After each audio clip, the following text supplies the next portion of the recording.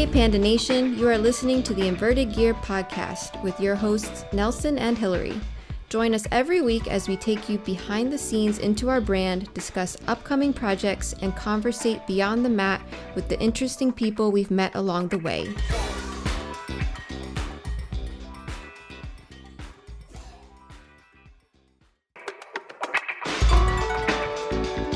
Hey Panda Nation, you are listening to the Inverted Gear podcast with your hosts Nelson and Hillary. Join us every week as we take you behind the scenes into our brand, discuss upcoming projects, and conversate beyond the mat with the interesting people we've met along the way.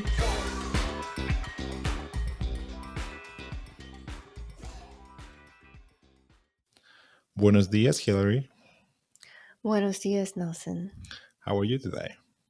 I'm doing well. How are you? I'm doing great. Great. So, War in the Street is you open an academy. Inverted Gear opened an academy. Where is it? It's in Bethlehem, Pennsylvania, US of A. And we've been there for, since December 2021. Did I say that already? But yeah, so going a little over a year now, holding strong, right? Yeah, I think this is the most fun I've had doing jiu-jitsu in a very long time. Yeah, I can say the same for sure. So, jiu-jitsu academies are like tomato sauce. Oh? Everybody has their favorite kind, you know. Some jiu-jitsu academies are too chunky or too spicy.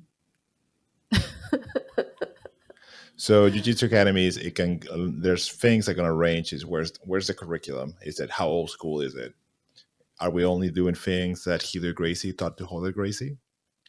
Or are we doing nothing but berimbolos and upside down crab rides? I think we fall somewhere in the middle. I think that's fair to say. Yeah. We're like fairly modern jiu-jitsu, but not too far into the inversions since we want everybody to train. And like some of our older guys, their spines don't flex as much anymore.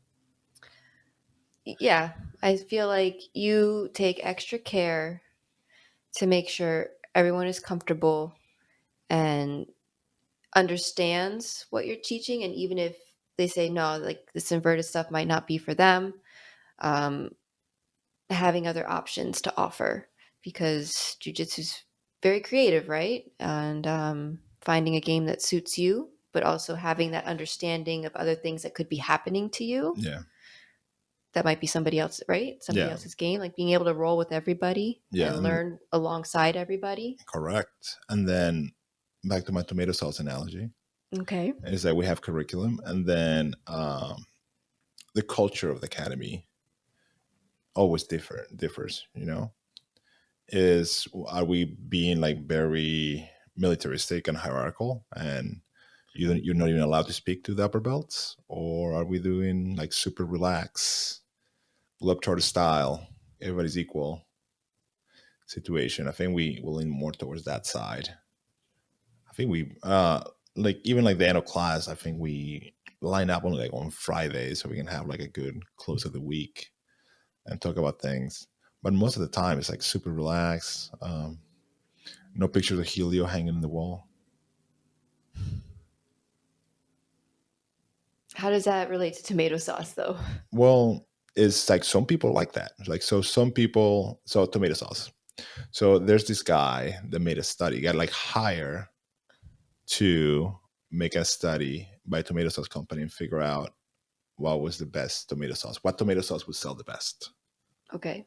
So in his study of the tomato sauce, he realized it's like no one tomato sauce would sell the best. You can't make one tomato sauce that everyone is going to like because some people like a thicker tomato sauce. Some people like a thinner tomato sauce. Some people like a zesty, spicy tomato sauce. Somebody like a tomato sauce more on the bland side. Some people like garlic and basil in their tomato sauce. Some people like a marinara with just tomato. Okay. So in jiu-jitsu on a jiu-jitsu academy, some people only want to train no gi and submission only. Some people want to train the gi, but only self-defense. Some people want to train like very modern sports jiu-jitsu. Some people want to train like it's 1996 and do close guard and butterfly and half guard, right? Right. So along those areas, I think we found the sweet spot of where we're happy. And like there was no place like ours in the area when you take into account like the curriculum, the amount of geek classes in a week, the school culture, the grading requirements, right? It's very different to pretty much everybody else around us. And I think we found this like sweet spot, and a lot of people seem to think the same because we grew very rapidly to 100 students. They believe in the system, Nelson. They like our sauce. They like our sauce. And they do, because you know what makes me so happy is seeing if parents want to get their kids involved, and now the parents do it too. Yes, that's Or happened a bunch of times. it's happened a lot, and God, I love that. Just being a family of our own, like we started as a family, we wanted that family culture, and people are bringing their friends, their wives, their kids. Like if maybe they came in just as an adult to try something new, just how it filters through those that are close to them. Like you gotta check this out, and Yeah, the amount of referrals we get is pretty astonishing. I mean, like some of our people, shout out to our friend Connor. Sometimes I feel like he walks around Bethlehem with like a little sandwich board that says "Try Jiu-Jitsu." He's talking to people because everyone I meet in Connor's orbit already knows who I am and already has had the pitch of, "Hey, you need to check this out." Yeah, he's pretty special. So, a year into the academy, what were the biggest challenges to get it off the ground? In other words, in which ways did it make you nuts for the first few months? Well, I was a little nervous because we did take a crack at this a long time ago. I think just knowing a lot less than we do now, Also, the and having the timing. time and just the timing, um, we just didn't have the time for it. Yes, There's inverted gear was very early on, so it was a lot more work into inverted gear. Now it's much more settled, and we have our routine and systems in place much better than we did back then. right, and I was still very nervous though, like just the timing of it with COVID. Um, Again, just people nervous about getting back into it or starting something new. Just making sure that we were there consistently as coaches, as mentors, whatever people needed, but also treating it like a business, making sure our customers were happy, right? So making sure it was welcoming for anyone who walked through that door. So it was just as important for me to be that face of a woman at the front of the room, Nelson to be that man in front of the room, and just that we were equal at the front of the room. Um, and then having Coach Julio, who's always there. He's our manager. He's our marketer. He's the face of the gym when we're not there, and running our kids program, making sure those kids are happy and having a good time.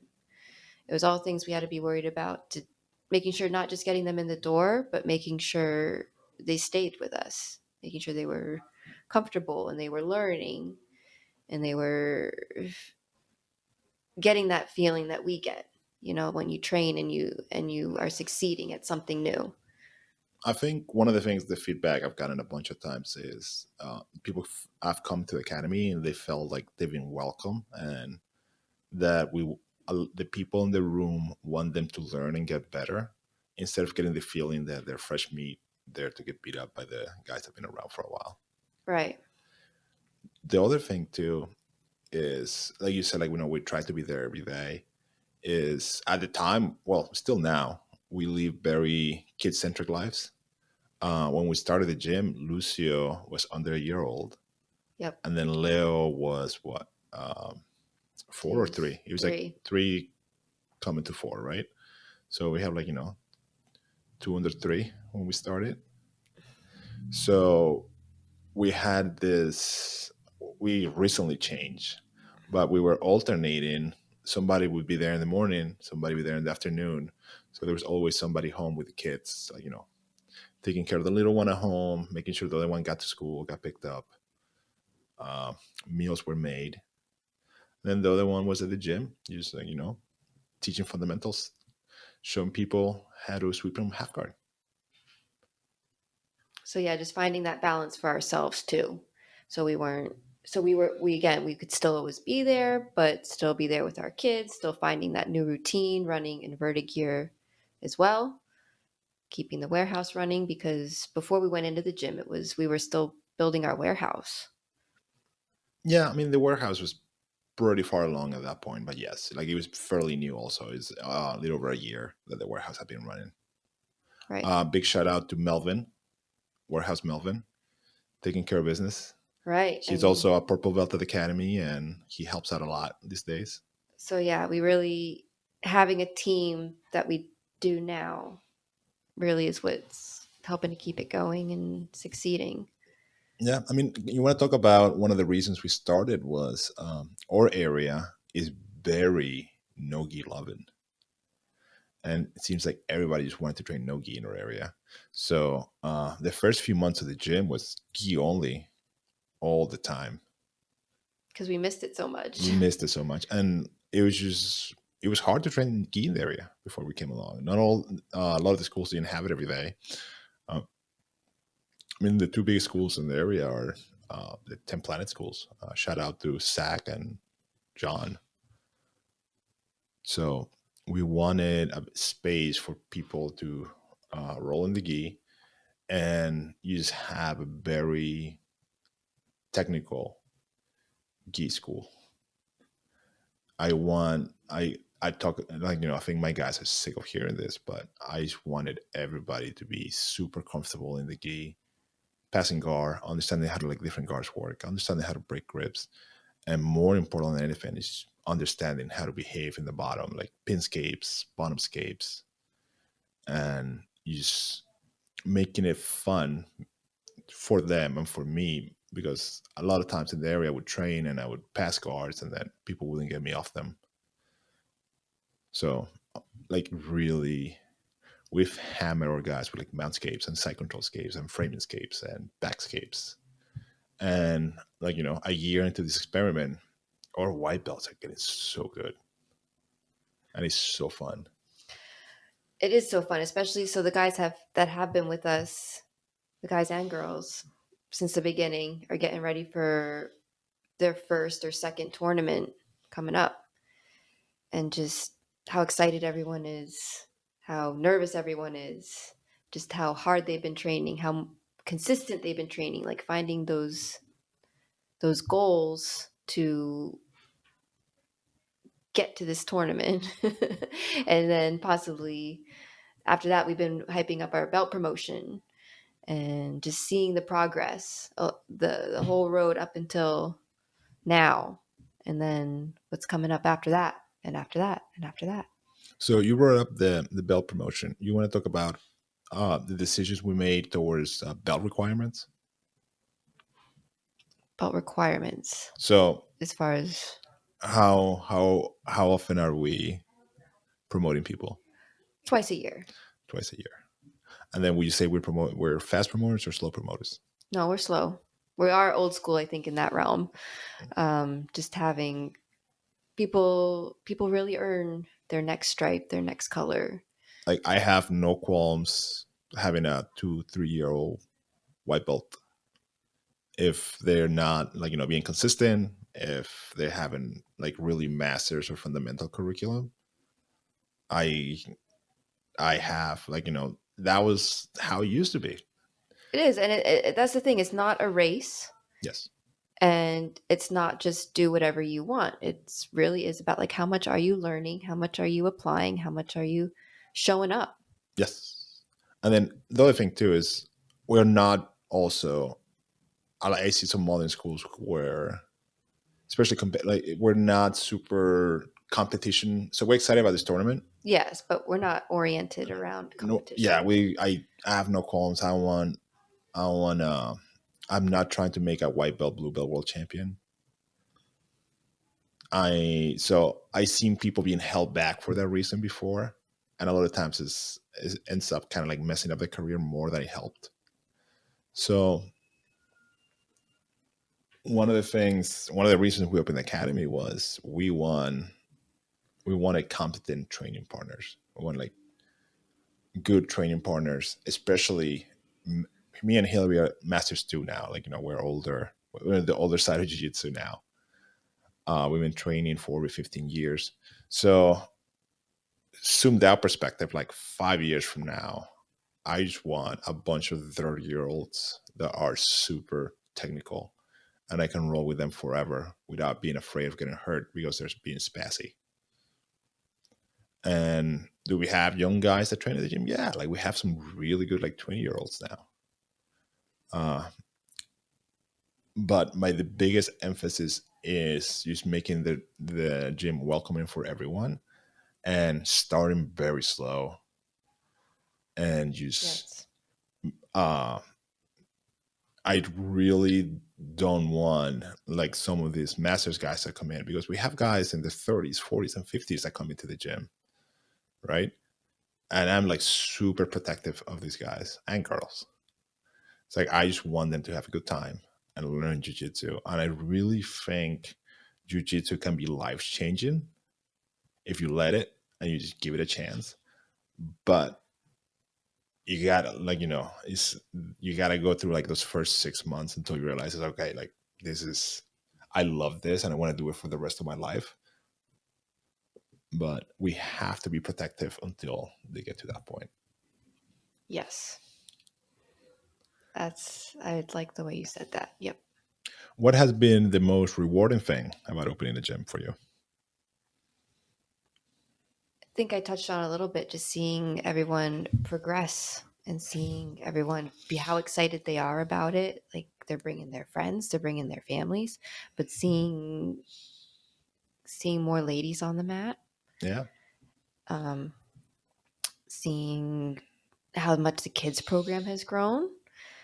It's nice to fill in some days if Coach Julio can't be there, and having all those little suckers on the mat just excited to be there, doing their drills, doing their moves, playing their There's a games, bunch of like and they don't even realize how much they're learning, but how better their balance has become, how better just their sportsmanship is becoming.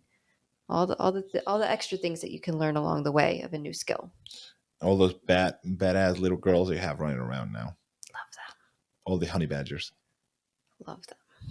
Um, for me, one of the things I taught jujitsu for a long time, but we took for a while we weren't in a room every day seeing people progress. I was teaching in New Jersey, then we started dating, then we moved to Pennsylvania, and then we've just been kind of bouncing around other academies.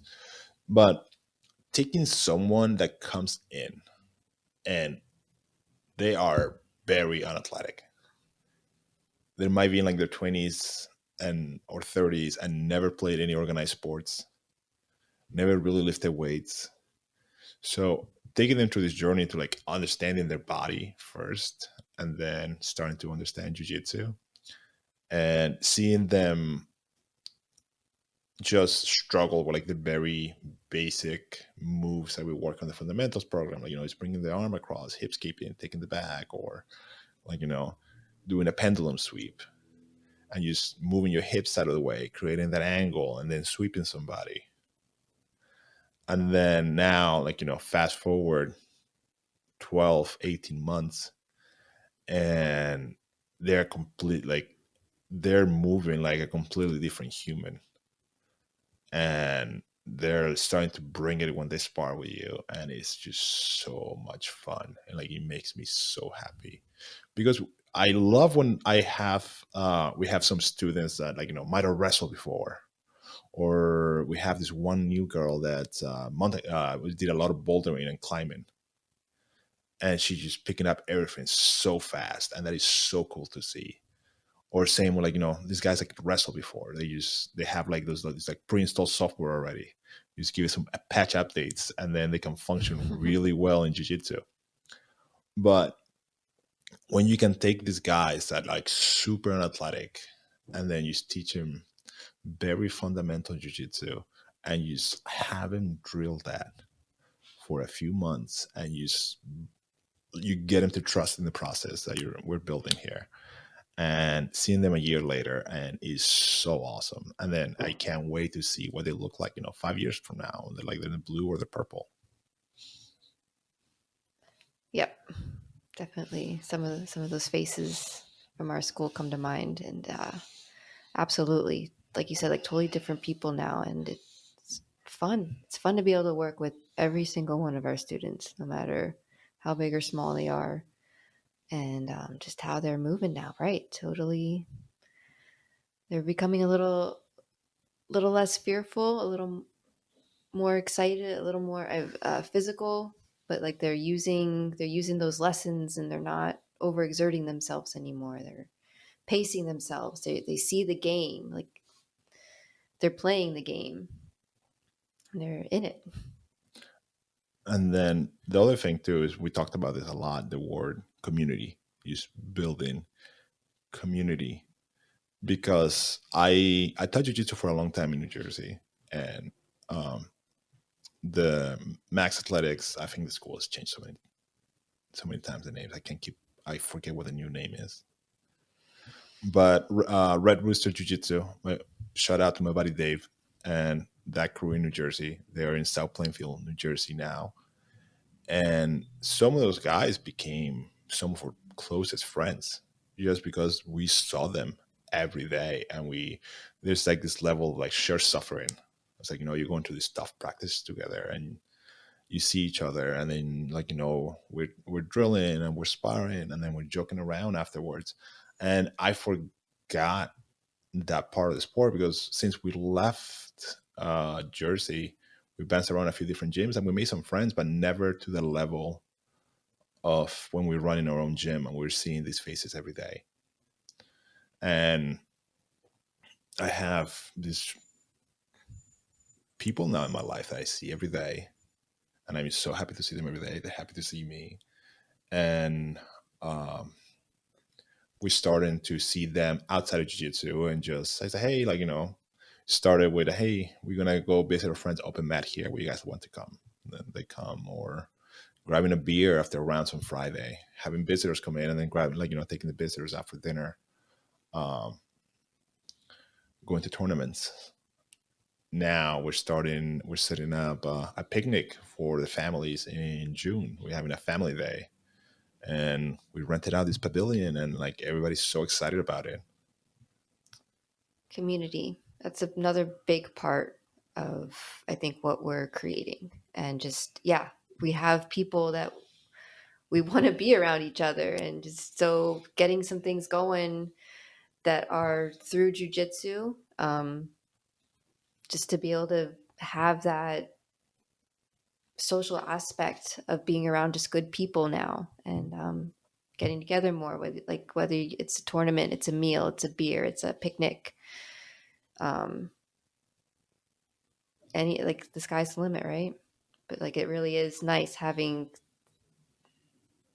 good people around us again, when we were so like shut in and weren't traveling and we're barely seeing our own families. um, yeah, definitely proud of our school. Yeah, it's coming along very nicely. You want to talk about curriculum real quick, how we establish the beginner curriculum and how we do the advanced curriculum real quick, or you want me to go over it? Floor is yours. Floor is mine. Okay.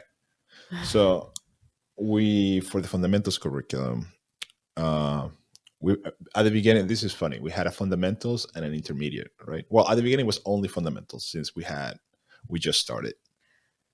All right, we've since added more classes, but pretty much it was fundamentals and advanced. Yes. And it was all gi all the time. It was all gi all the time. Then we got requests. A few of the guys wanted to try no gi, so we opened up no gi 2 days a week, 3 days a week. Saturday has no gi also, and we introduced an intermediate class. So start playing some, since there's no sparring in the fundamentals curriculum. We started introducing the sparring in the intermediate class, And then a lot of our white belts were very scared of the intermediate class. So we realized it was a branding problem, and you just called it fundamentals too. And now the same white belts that you want to go intermediate now come to fundamentals too. And we do a lot of we do sparring, but there's a lot of constraints on it. So, for example, this week's lesson was half guard passing, and then we go high half guard. Like you have the guy flattening out, your training partner is flattening out. You have an underhook, you have a cross face, like best spot possible for you to pass half guard. Then low half guard, we move down a little bit. You no longer have an underhook. Your partner's on their side, and they have some like frames on you. So start passing from there, and then the last one is we are passing the half guard knee shield. So we were going from like best spot possible, halfway, to a pretty hard spot to pass, right? And we go over whatever pass we're working on from those three spots. And now the game is the bottom person has just two options that they're trying to get to. For the first one, let's say the flying out half guard, he's either trying to put you back in close guard or getting a knee shield in. And then the top person is just trying to maintain their pin, free their leg, knee cut across. And that's how we introduce in sparring, like those kind of games where it's very simple, there's a very clear goal, and that's what we're trying to do. Instead of just old school way of, hey, 5-minute rounds, hope you survive.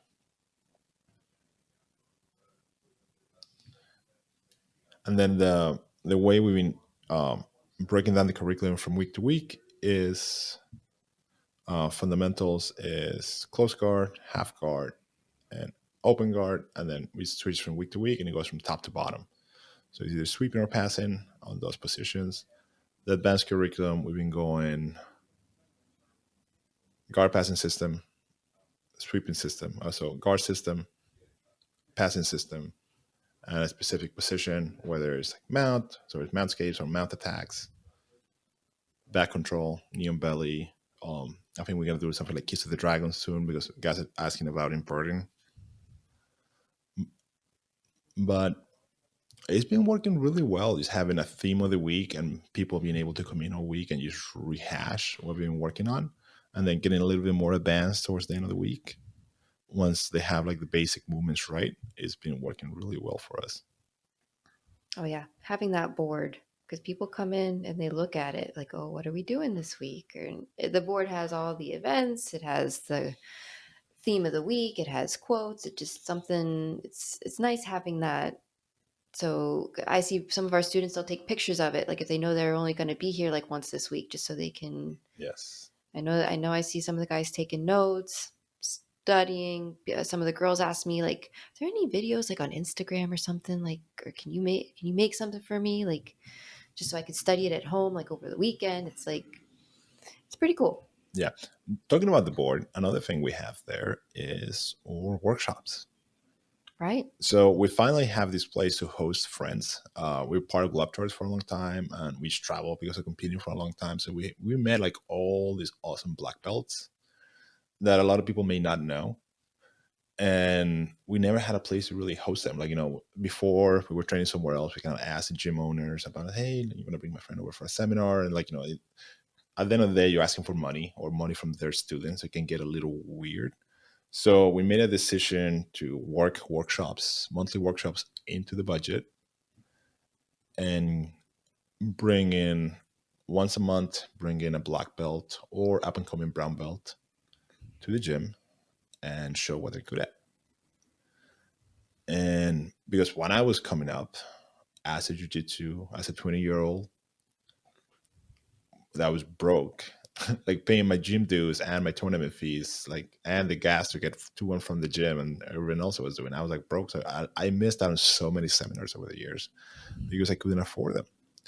So, or giving back part of the gym is we are hosting free seminars for our students. And then if you live in the area, you want to come in, we keep the fee at $40, which I think is pretty affordable. Yes. Yes. I mean, yeah, no, that's new to me. Like you always, like no matter who was coming to your gym, it was not factored into your fee. you always had to pony up extra, or even like friend of a friend. No, it's support the practitioner that's coming. So the fact that we budget for that, but also still able to give something back to our students to encourage them to come and introduce them to somebody new, some new ideas, a newer game, some just exposing in both ways.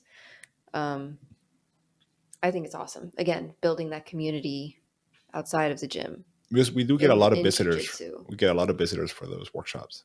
It's great. Yeah, it's been a lot of fun. So we have what's the next? Oh, our friend Matt is cut. We had one cancellation, so our friend Matt is jumping in and covering. Then we have Beatrice Jin coming in. She's our upcoming brown belt. And then we have a friend Shane, who's an Emily Kwok black belt and awesome, amazing open guard. And I think your buddy Charles Harrier from Globetrotters is coming in August. And then there's already, I think I have more people. I'm talking to more people than I should. I think we're going to be like filled up until December at this point. So I think we're going to wrap up here. It's our first podcast back. We hopefully we'll make this a weekly thing and a little bit longer. Setup took a little bit longer than expected this time. So thank you for listening. Thank you.